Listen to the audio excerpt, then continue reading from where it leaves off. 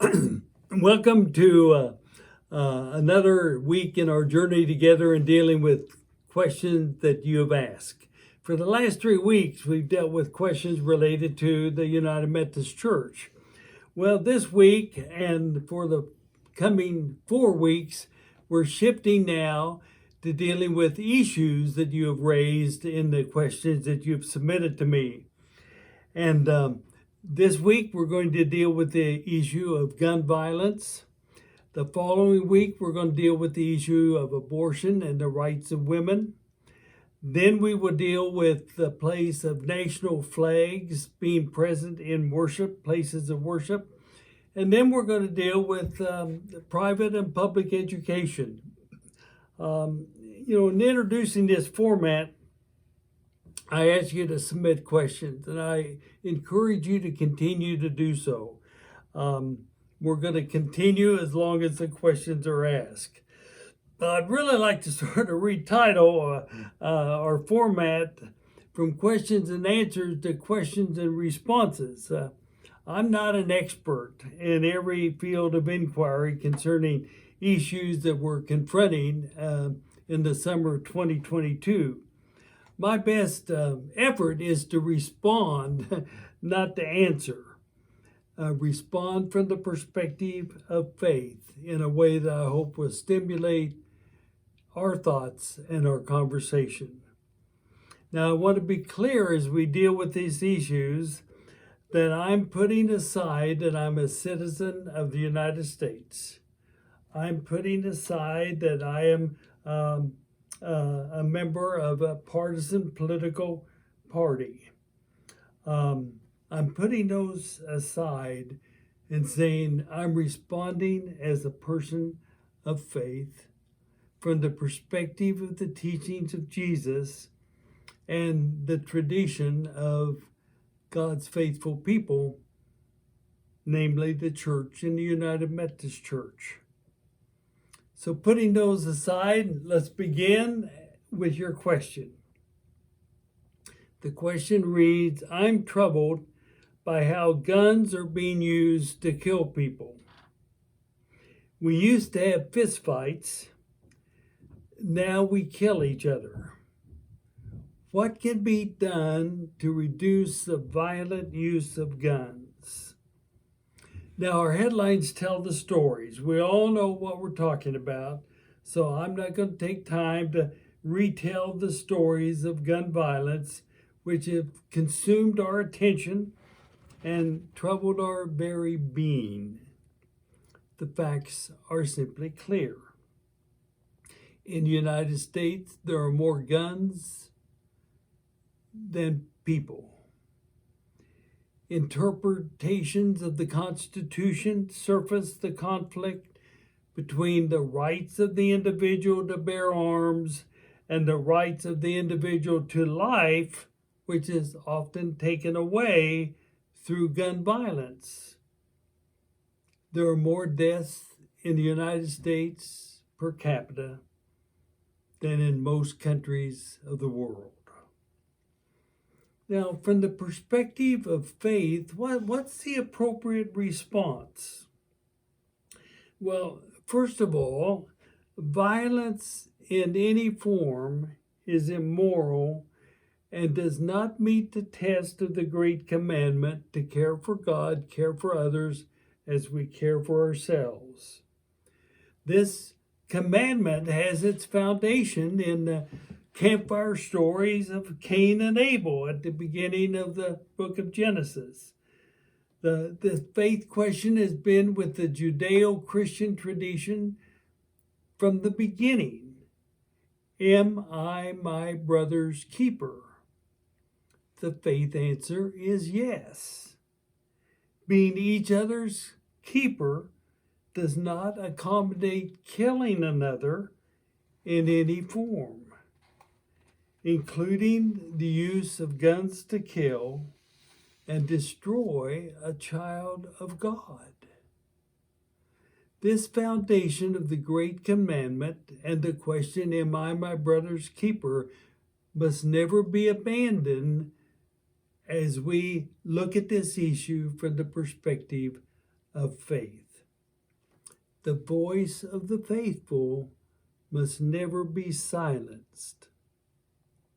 Therefore, I really believe that persons of faith, all of us, are challenged to consider supporting efforts which address the lessening and probability of gun violence. These efforts include, first, prohibiting the ownership of guns for which the only use is violent mass murder and destruction. Secondly, prohibiting persons who are disabled, mentally or emotionally troubled to have access to or the ownership of guns. Thirdly, requiring a waiting period between the application to own guns and the purchase of guns to prevent temporary feelings of anger and revenge to be acted out through gun violence. 4, to establish a minimum age for ownership of guns, which is supported through research and our experience of persons who are more likely to exercise gun violence. And 5, require training and testing similar to what is required to drive a car before access to or ownership of guns is allowed.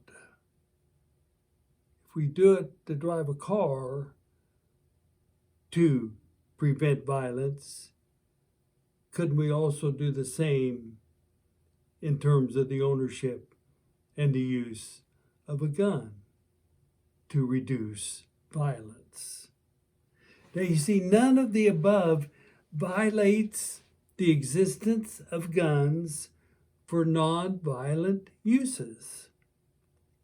Now, we know many persons of faith, many of you, are in favor of eliminating private ownership of firearms. On the other hand, many persons of faith work for and support of the rights of individuals to own firearms. Both exist in the community of faith. But to be against violence in any form encompasses both of those groups in the family of faith.